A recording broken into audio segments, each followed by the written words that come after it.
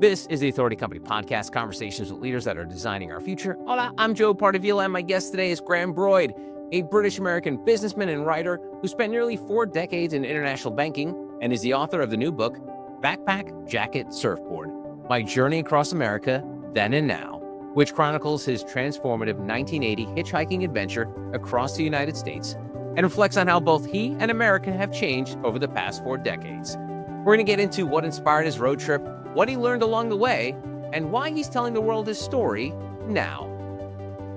Graham Broyd, welcome to the podcast. How are you? I am well, and thank you for having me. Looking forward to the conversation. You're very welcome. Hey, Graham, so I want to start, I usually talk about the dedication at the end of our conversation, but I want to get into a little bit here because you make reference to the fact that a lot of these stories in the book, you've been telling your family and friends for a long time.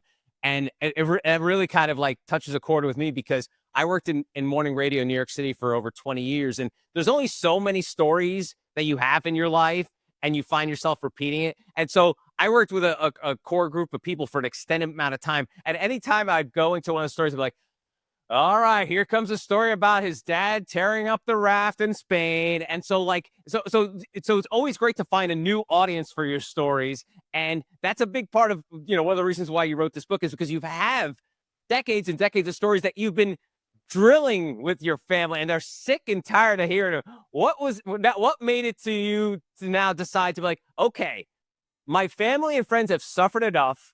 Now it's time to write this book. They have, because I do love to tell my stories. I've been told I'm a storyteller. And guess what? I'm often around my family when I meet someone and need to tell someone these stories. And my wife's eyes just roll. And she could complete most of the stories for me if I was doing it. So, I've told them for, over 40 years. And they're really at their core 20 stories that relate to the first time I came to the United States. And I'll tell you exactly what the stories are, just to give you context, if I may. So I was a student in England, and I won a scholarship to go study at the Library of Congress in Washington, D.C., which was a big deal back then. 6 weeks of study, flight out and flight back, and enough money for a cheap hotel and some food. And I decided actually that I would sell my ticket to DC and buy one to Los Angeles because I wanted to go surf Malibu Beach because I was 20 years of age. And that was much more exciting than studying in the library. And I thought, I'll surf for a week.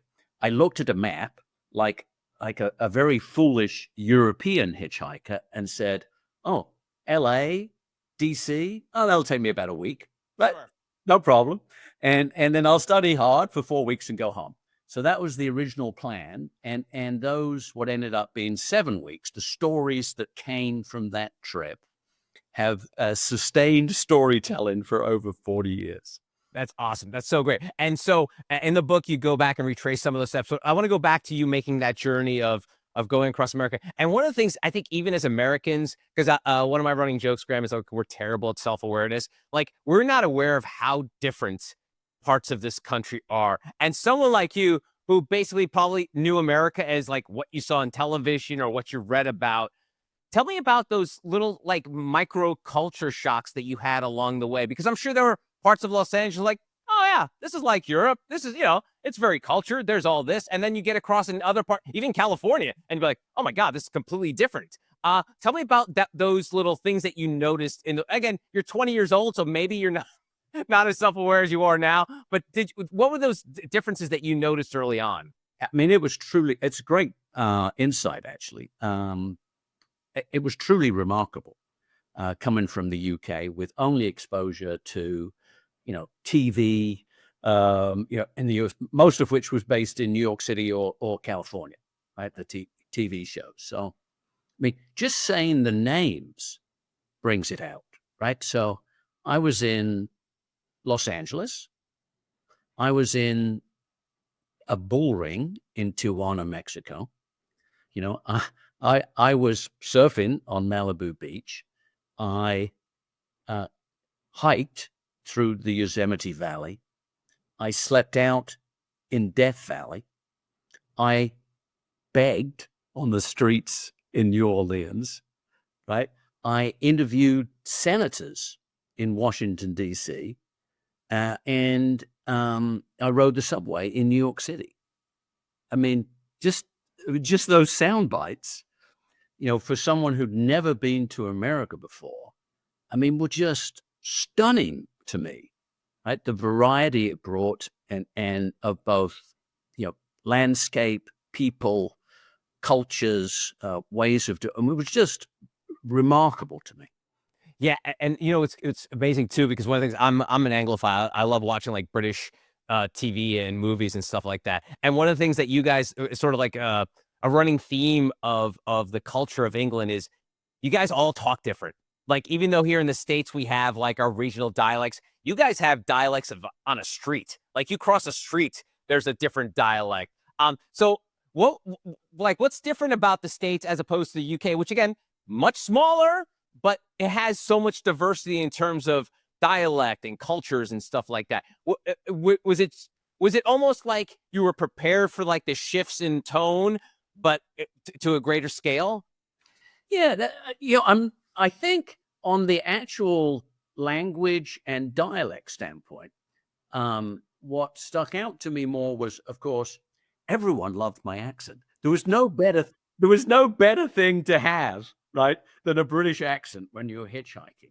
But the thing that was more striking than the language was really the physicality of what I was seeing, right? The landscapes. I mean, think about it, right? Death Valley to Bourbon Street, right? Malibu Beach to the New York City subway, right? I mean, these, the El Capitan in Yosemite, right, to Tijuana, Mexico. I mean, so the physicality of what your eyes were seeing was really sure. The diversity of what I saw was really stunning, and I was, really almost accidentally, I was very fortunate that I had a little handheld, literally that big, Kodak Instamatic. Right, people of my age know what that is. Younger people have no idea. It was really a handheld, tiny cartridge that you could purchase that had 24 photographs in it.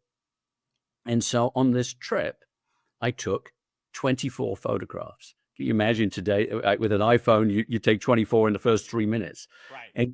And remarkably, I was pretty disciplined. I wasn't very disciplined about many things back then, but I was pretty disciplined about managing that. So my very first photograph was of the very interesting looking air traffic control building at Los Angeles Airport as I landed. And my last photograph was me standing on Liberty Island with the World Trade Towers in the background in New York City.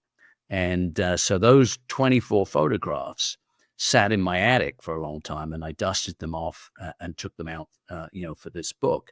And really, that also reminded me of the remarkable difference of the locations and places I went to in those brief weeks back in 1980. Yeah, it's definitely, the culture back then, and I was a very young boy in the 80s, but the waste not, want not of like, don't waste the film, because you mentioned there's 24 pictures in the camera. So people are like, oh, okay, so you could take 24 pictures and then like just do them over it again. Like, no, that was it. You had one shot to get it done right. And what was it about just having the one, what we call a camera roll? What was it about just having one? Could you not afford another roll? I couldn't. And I have been fortunate in my career, and I try and get this across in the book. I had no money, right? I mean, and so I think if I recall correctly, that Kodak Instamatic back then cost like £12, so like $20. $20 in 1980. That was a lot. That was a lot of money for me. I mean, I was towards the end of the trip. I was operating on like $2.50 a day. Wow. And I literally ran out of money in days when I had no credit card, I had no phone, I had no access to, it's a concept that's difficult to grasp in 2025, right? Yeah, no doubt. And it's funny you say in the book that this trip was like your education. And I mentioned my radio days where I dropped out of college, and to me my education was on the job training. When you talk about it as an education, what do you mean by that? I mean, obviously life skills, soft skills, all that stuff, but like tell me about like what were some of the things that you really took away at sort of the education piece of it all? Yeah. So that's a provocative question for me, because I had always thought that I had 20 amusing, interesting stories, full stop.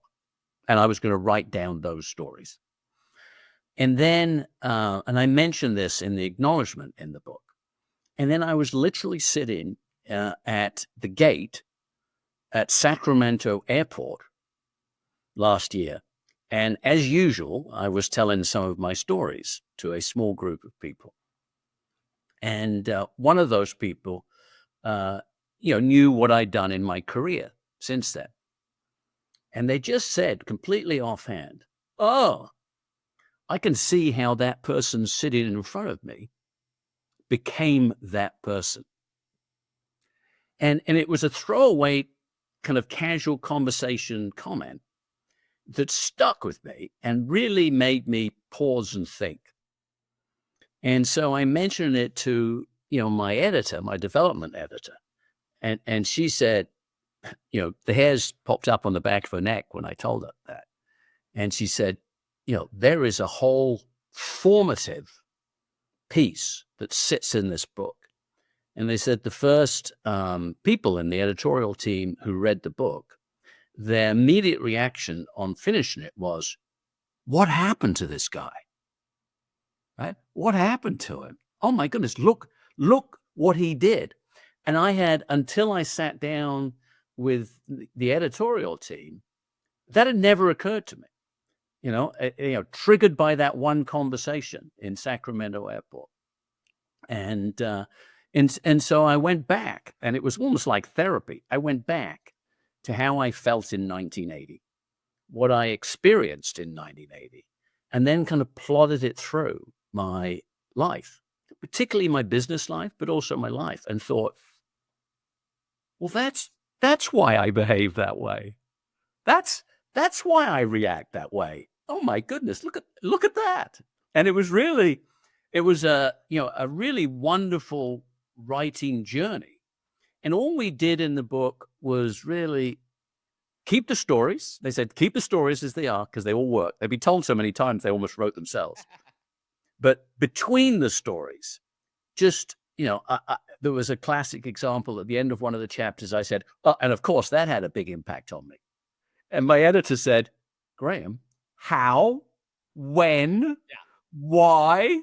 Just give us a couple of paragraphs more to explain that, because I think, other people will lean on it." And so You learned about the classic show don't tell. They'll say, "Yeah, I learned." Well, show us what you learned, right? correct. And so that was, wonderful for me. And in the early previews, of the book, it is, what I'm getting back is evidently a lot of other people are picking up on that, right? And can see it for themselves. Whereas I always just thought, this is me telling my story, but people are clearly picking up on learning experiences, for the reader that come out of this book. Nah, that's great, great. All right, before we jump into 2024 and you retracing your steps, we should jump into what is a sort of unhoused vagrant, a hitchhiker from the UK going across the country over several weeks. What does that person decide to do for a living? Did that trip sort of guide you? Did it open you up into what you want to do for the rest of your life? So tell us that decision you made once you went back home, and then what that led to your career. Yeah. First, clear and easy one. I wanted to come to America. I wanted to work in America. That's where I wanted to be. Goal one. That was it. No, I don't know what I want to do, but it has to be in America. Well, that was really, at the core of it. Didn't really matter. I wanted to be there. Like this came across as just a remarkable, you don't want to sound trite, land of opportunity. right? To me in so many different ways. And not all the trip was positive. I had some negative events through the trip, but my overwhelming sense was this was a land of great beauty, a land of great, purpose, and it would suit, a young, ambitious person like me well. I initially, I had tremendous experiences on this trip in Washington, D.C., that stick with me today. And so my original expectation was that I'd probably end up, in the diplomatic corps, as they say in the UK, right? Working for the State Department or something like that. And through a confluence of events, I was meant to leave DC and go home, and I didn't. I went on to New York.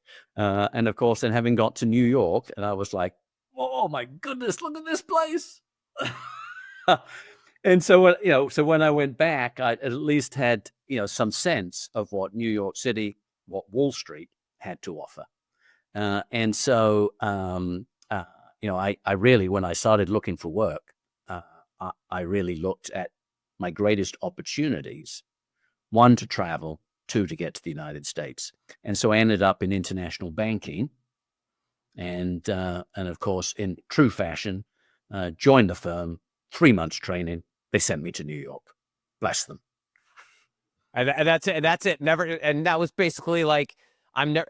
Tell me about.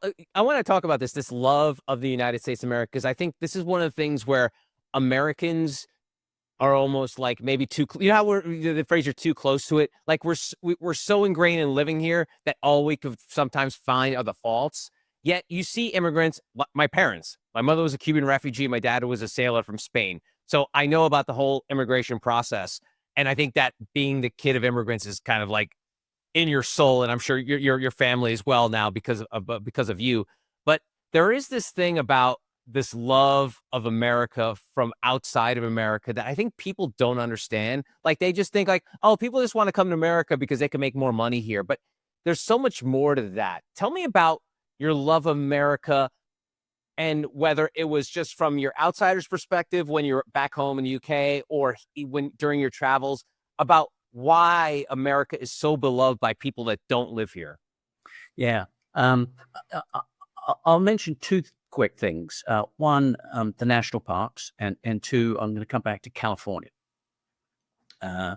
So I'd never heard of Yosemite National Park when I was in the UK. Never heard of it. And it was nowhere on my plan to visit. And I ended up there. And you got to put it in context, right? I'm a 21-year-old kid, right? Bumming around America, right? And taking on any wild opportunity I can. And my time in Yosemite literally stopped me in my tracks. I mean, it was almost like a sledgehammer. Oh my goodness, Graham, stop. Look around you. Right? Probably for the first time in my life, right? Rather than quick glimpses, going around places in England as a teenager, all of a sudden I was bowled over by, sheer beauty, this magnificence of the view, right? It just stopped me. And I call it in the book my pause for beauty. And again, it's had a lifelong resonance on me, even when I was hammering it in my banking career, on Wall Street, the city of London, right? The ability to stop for a brief moment, go to an art gallery or a museum, go out into the countryside and just pause for a moment and look at something. And so, Yosemite had a just, physical, stunning, magnificent beauty that was really striking. And, particularly before the Ken Burns, documentary series, who had gone to these parks, right? Only people in the area. There was no Instagram. So, right? And the whole concept of national parks, its maintenance, right, kind of relevant today, was pretty unique to the United States. You wouldn't find the equivalent elsewhere. And so that was, number one in appreciation of something that was, beyond my imagination when I first, arrived there. Secondly, I went back, as you mentioned, to retrace my steps in 2024. And particularly the early part of my trip, which was up the California coast. And California tends to get a lot of negative media these days. And I understand some of those things. It was stunning today, right? 2024, when I went back. Blue skies, blue oceans, waves, beaches, right? People playing on the beaches, not crowded, but, busy with activity. People going surfing before they go to work in the morning, right? Think about that. Beautiful beachfront properties, and, backed up by really wonderful farmlands, fruitlands, down to the foothills of the mountains, in the background. Some still, I was there in April with a little snow on the top. And I thought to myself, and I've traveled quite extensively, and it doesn't look unlike parts of the coast down from Cape Town in South Africa. It doesn't look unlike some of the southern coast of Australia. But it was magnificent. You couldn't create, to me, a better vista to stand there and watch from ocean to beach to mountain. You couldn't make it up. And there it all was, right? All the way up the coast. Right? From San Diego to San Francisco. Just beautiful. And I wonder how many people, even in California, who really, I stopped with a friend and who I used to know from New York, who lived just outside of Los Angeles. And all he did was complain about the amount of taxes he was paying. I said, Steve, stop. Look out. Yeah. Look out from your patio. What are you looking at? Right. Yeah. And I mean, really, appreciate it because it's there and it's really, stunning. Well, as the New Yorker, Graham, I can say, I think places like New York City and parts of California, there is almost like people have a toxic relationship with them because they talk about the taxes, the overcrowded. And then you would say to them, like you, Graham, like, why don't you leave? I'm like, I can't leave this. It's 75 and sunny. Why would I leave? So it's almost like being in a terrible relationship. And it takes a visitor to sometimes go in there and say, pause, right? Right. Take a look, right? Rather than focus on the negativity, focus on the positives, right? Absolutely. I went to Los Angeles about a year ago, did a little business trip out there. And obviously, like you said, the negative press, like there's homeless encampments on streets. Like I was staying in Hollywood at a really nice hotel, which is way overpriced, but across the street from it, people were living like on the street. But then I took a drive up to, you mentioned Malibu. Took a ride up to Malibu, went to that Matador Beach where you have to walk down the cliff. And I'm like, this is better than that, right? This is like, I could drop an exfluent here, but this is amazing. Like, of course people don't want to leave this. And obviously people do. Like people after a while, they may say like, I've had enough of the taxes, regulations. That's fine. But by far, most people are willing to put up with it. Same with either New York City or another, Yep. at the blank city. It could be London. That'd be like, Yep. hey, listen, it's just too good to give up. Yep. And again, what I found in the writing, and hopefully people feel it in the reading, is focus on the wonder of it, right? Focus on the joy of it, right? And don't miss the negativity. I have a wonderful photograph. You mentioned people sleeping on the street. I have a wonderful photograph of City Hall in San Francisco. It's one of my 24 photographs, and the area around City Hall in San Francisco is where they have the most people sleeping out on the streets. There's a couple of streets along there. I went back to it in 2024. I didn't find San Francisco bad at all, but I found a couple of streets around that area pretty bad. They were pretty offensive to walk around. And I have the picture of the same street back in 1980 with people walking down that street in suits carrying briefcases, and it's, again, it's stunning as a reflection, right, on the changes in America between 2024 and 1980. I want to get into a little bit of the cultural impact of you coming to the States? Because I have a dear friend of mine who's Australian. And you probably know a lot of Australians, Graham, like they can't sit still, like they're always traveling, they're always going somewhere. And so for a part of his life, he lived in the UK, and UK and Australian culture is very similar. And he told me about tall poppy syndrome, and something that here in America, we don't get that. And if, for folks unfamiliar, basically tall poppy syndrome is like poppy, a field of flowers, you can't stick out. You have to blend in. Yep.